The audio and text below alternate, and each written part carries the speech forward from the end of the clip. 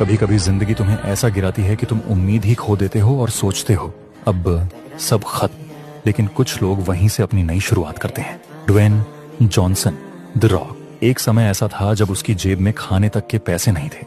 घर की हालत इतनी खराब हो गई कि एक दिन उसे घर से बाहर निकाल दिया गया। वो होमलेस हो गया। लेकिन जिंदगी की ठोकरें यहीं नहीं रुकी। उसे उसकी फुटबॉल टीम से बाहर कर दिया गया। उसका फुटबॉल करियर खत्म हो गया। जगह जगह उसे रिजेक्शन मिलने लगा और वो डिप्रेशन तक पहुंच गया।